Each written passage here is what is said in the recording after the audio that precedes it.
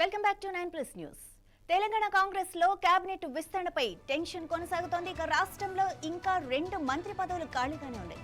ఈ బెత్తలు దక్కించుకోవాలని ఆశావాళ్లు ఢిల్లీకి అయితే క్యూ కడుతున్నారు. ఇక అధిష్టానం దగ్గర తమ వంతు ప్రయత్నాలు చేసుకుంటున్నారు. కొందరు సీనియర్ నేతలు, గతంలో ఓడిన వారు, కొత్తగా గెలిచిన ఎమ్మెల్యేలు ప్రతి ఒక్కరూ తమకు మంత్రి పదవి కావాలని గట్టిగా కోరుతున్నారు. ఇంకొందరు మంత్రులు తమకు ఉన్న శాఖలను మార్చాలని కూడా హైకమాండ్ కు విజ్ఞప్తి చేస్తున్నారు. ఈ మొత్తం పరిణామాలతో పీసీసీలో ఇప్పుడు ఎక్కడ చూసినా కేబినెట్ విస్తరణ గురించే చర్చ జరుగుతోంది.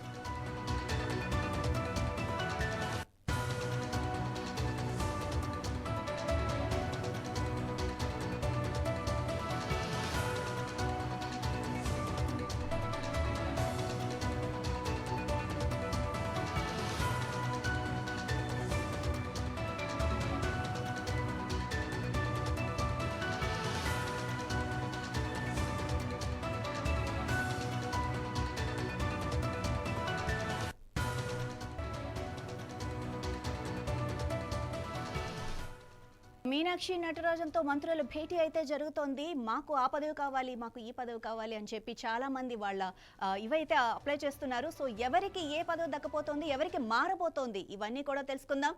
మరిన్ని డీటెయిల్స్ కోసం మా బ్యూరో చీఫ్ రాజ్ కుమార్ అయితే మరిన్ని విషయాలు అందిస్తారు. రాజ్ కుమార్, ఇక తెలంగాణ నుంచి ఢిల్లీకి వెళ్లిన నేతలు ఎవరు, మరి అధిష్టానం ముందు పెట్టిన వాళ్ళ డిమాండ్స్ ఏంటి?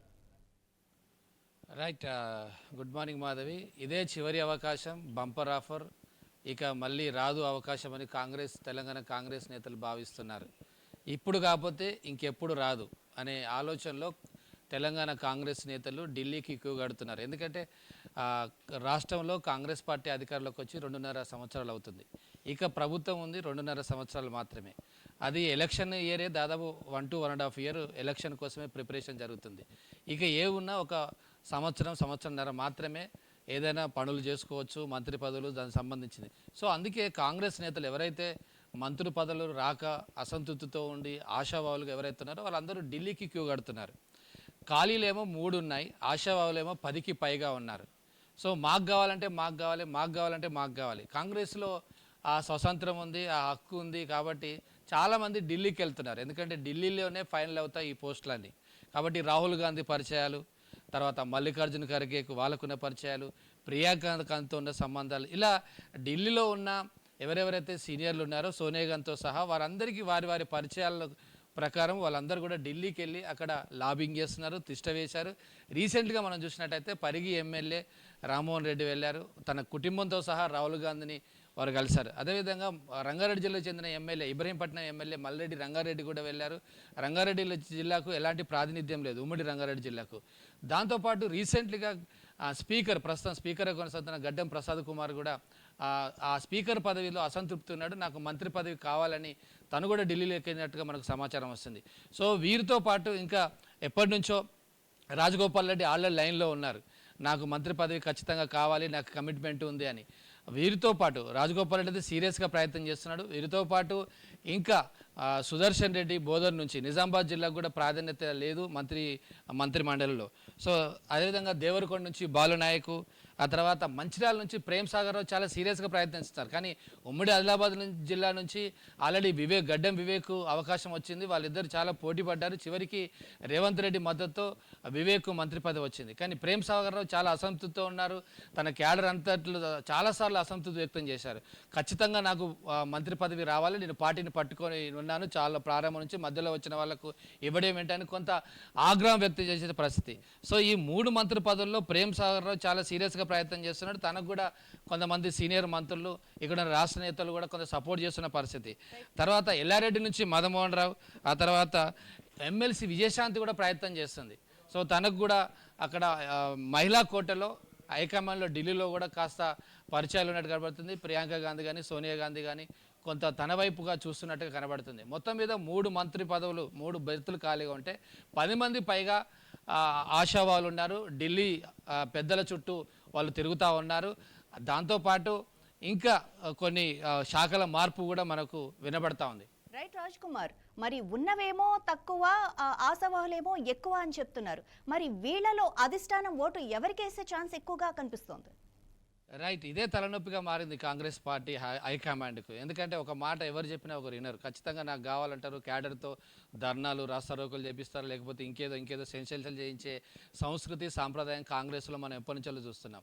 ఒక్కొక్కసారి హైకమాండ్కు ధిక్కార వాయిస్ కూడా వినిపిస్తూ ఉంటారు. కాబట్టి ఇది చాలా తలనొప్పిగా మారింది. అందుకే చాలా రోజుల నుంచి ఈ మంత్రి పదవులను ఎవరికి ఇవ్వకుండా, ఎందుకంటే సామాజిక కూర్పు కూడా కావాలి ఇక్కడ.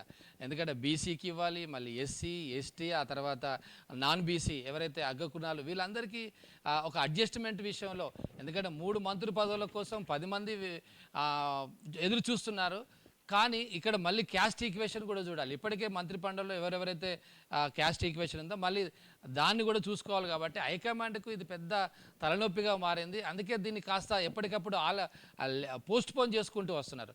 మళ్ళీ సీనియర్లు ఉన్నారు, జానారెడ్డి కావచ్చు, వాళ్ళ వర్గం నుంచి కావచ్చు, ఇంకా చాలామంది ప్రయత్నం చేస్తున్న నేపథ్యంలో దీన్ని ఇప్పుడు 2.5 సంవత్సరాలు ఖాళీగా 3 మంత్రి పదవులు ఖాళీగా ఉన్నాయి. సో ఎట్టకేలకు ఈసారి అంటే అధిష్టానం మీద ఒత్తిడి తీసుకొస్తున్నారు. ఇప్పుడు కాకపోతే ఇంకెప్పుడు ఇస్తారు? ఇప్పటికే 2.5 సంవత్సరాలు పూర్తి అయిపోయింది. మళ్ళీ నెక్స్ట్ కాంగ్రెస్ ప్రభుత్వం వస్తుందా లేదా చాలామంది డౌట్లో ఉన్నారు. ఒకవేళ వస్తే మళ్ళీ మాకు ఇస్తారా, లేకపోతే రాకపోతే మా పరిస్థితి ఏంది? మళ్ళీ మాజీలు కానీ ఎమ్మెల్యేలు కానీ ఉండాలా? చాలా రోజుల తర్వాత కాంగ్రెస్ పార్టీకి ఒక అవకాశం వచ్చింది రాష్ట్రంలో అధికారం చేపట్టడానికి. ఈసారైనా మేము చాలా కష్టపడ్డాం. ఆ బీఆర్ఎస్ పాలన అంటే 10 ఏళ్ళు, ఆ 10 ఏళ్ళు వెయిట్ చేశాం. ఇప్పుడు 2.5 ఏళ్ళు అయింది. ఇప్పుడు కాకపోతే ఇంకెప్పుడు ఇస్తారని వారి పరిచయాలకు అనుగుణంగా ఢిల్లీ నేతల మీద ఒత్తిడి చేస్తున్నారు. కానీ ఢిల్లీ నేతలు మాత్రం వీళ్ళందరినీ ఎలా అడ్జస్ట్ చేయాలి? 3 పదవులే ఉన్నాయి, ఒకరికి ఇస్తే ఒకరికి కోపం. జీవన్ రెడ్డి మనం చూసాం, కాంగ్రెస్ చాలా 40 సంవత్సరాల నుంచి కాంగ్రెస్లో ఉన్నాడు, చాలాసార్లు పోటీ చేశాడు, ఒక అధిష్టానానికి మంచి పేరు ఉంది. కానీ తను కూడా మంత్రి పదవి ఇవ్వకపోయేసరికి తను కూడా అసంతృప్తితో ఆయన బీఆర్ఎస్లో చేరికే జరిగింది. సో ఇలా చాలామంది, షబ్బీర్ కూడా ప్రయత్నం చేస్తున్నాడు, గతంలో సీనియర్ మంత్రి. ఇలా రేవంత్ రెడ్డి వర్గం కొంత ఉంది. ఇప్పుడు మహేష్ కుమార్ గౌడ్ కూడా నాకు అంటున్నాడు, ఈ పీసీసీ నాకు వద్దు, తలకాయ నొప్పి ఉంది, ఈ మెయింటైన్ చేయాలి, నేను హాయిగా మంత్రి పదవికి వెళ్ళిపోతా. ఆయన కూడా తన ప్రయత్నాలు చేస్తున్నాడు. రీసెంట్లీ మీనాక్షి నటరాజన్ హైదరాబాద్కి వచ్చారు, ఇప్పుడు కూడా ఉన్నారు. సో వీరితో కూడా చర్చలు జరుపుతూ ఉన్నారు. నాకు పీసీసీ పదవి వద్దు. ఈ మధ్యలో తన మీద కూడా కొన్ని విమర్శలు వచ్చాయి, పార్టీ పరంగా సరిగా చేయట్లేదు, సరిగా హ్యాండిల్ చేయట్లేదు, రాష్ట్ర నాయకత్వంలో ఆయన విఫలమయ్యాడని కొన్ని వార్తలు, ఆయన కూడా మనస్తాపం చెందాడు. సో ఇదంతా నాకు వద్దు, నేను డైరెక్ట్ మంత్రి పదవి నాకు ఇచ్చేస్తా, నేను చూసుకుంటా అంటాడు. సో పీసీసీ కూడా ప్రయత్నం చేస్తున్నాడు, పీసీసీ చీఫ్. సో ఇలా చాలామంది ప్రయత్నాలు అయ్యేసరికి కాంగ్రెస్ అధిష్టానికి కూడా చాలా ఇబ్బందిగా మారుతూ ఉంది. సో ఏం చేయాలి? రేవంత్ రెడ్డి వర్గానికి ఇవ్వాలా? వీళ్ళు కొత్త వాళ్ళు, పాత సీనియర్లు ఉన్నారు, పాత కాంగ్రెస్ వాళ్ళు ఉన్నారు, వాళ్ళు మాకు కావాలంటున్నారు. సో ఇలా ఎవరి ప్రయత్నాలు వారు చేస్తున్నారు, అధిష్టానం మీద ఒత్తిడి తీసుకొస్తున్నారు, లాబింగ్ చేస్తున్నారు. ఇలా చేస్తున్న నేపథ్యంలో ఇక ఎవరికో ఇస్తే ఈ గొడవలు ఎందుకు, ఇది మెల్లమెల్లగా పోస్ట్ పోన్ చేసుకుంటూ పోతున్నారు అని మనకు అర్థమవుతా ఉంది. చూడాలి, ఎట్టకేలకు కర్ణాటకతో క్లోజ్ అయింది, మా సిద్ధరామయ్య నుంచి షిఫ్ట్ అయింది డీకేకు. తర్వాత కేరళ కూడా అక్కడ కాంగ్రెస్ గవర్నమెంట్ వచ్చింది. ఒకవేళ ఆలస్యం చేస్తే ఏమైనా అసంతృప్తి వచ్చే అవకాశాలు ఉన్నాయి. ఎందుకంటే ఇటు బీఆర్ఎస్ అటు బీజేపీ ఆపరేషన్ ఆకర్ష్ పేరు మీద కొంతమంది నేతలను లాగాలని చూస్తూ ఉంది. సో ఈ 2.5 years election fever already start అయింది. ఇప్పుడు జిహెచ్ఎంసీ ఎలక్షన్స్ కూడా ఉన్నాయి. కాబట్టి అధిష్టానం కూడా దీన్ని ఆలస్యం చేయొద్దు, ఏదో ఒకటి బుజ్జగించి, రాని నేతలకు బుజ్జగించి ఎవరికైనా ఇవ్వాలనే ఆలోచనలో అయితే మనకు ఢిల్లీ పెద్దలు ఆలోచన చేసినట్టుగా మనకు కనబడుతుంది. Madhavi. Right, thank you Raj Kumar. ఇక ఢిల్లీలో జరుగుతున్న ఈ లాబియింగ్ చర్చలతో తెలంగాణ రాజకీయాలు రసవత్తరంగా మారాయి. ఎప్పుడెప్పుడు కేబినెట్ విస్తరణ జరుగుతుందా అని అందరూ ఆసక్తిగా ఎదురు చూస్తున్నారు. అధిష్టానం చివరికి ఎలాంటి నిర్ణయం తీసుకుంటుందో, ఎవరి మంత్రి పదవులు దక్కించుకుంటారో, ఎవరికి నిరాశ ఎదురవుతుందో చూడాలి. మరి ముఖ్యమంత్రి రేవంత్ రెడ్డి కూడా ఈ అంశంపై అధిష్టానంతో చర్చలు జరుపుతున్నట్లుగా సమాచారం. మరి రాబోయే కొద్ది రోజుల్లో తెలంగాణ కేబినెట్లో మార్పులైతే ఖాయంగా కనిపిస్తోంది.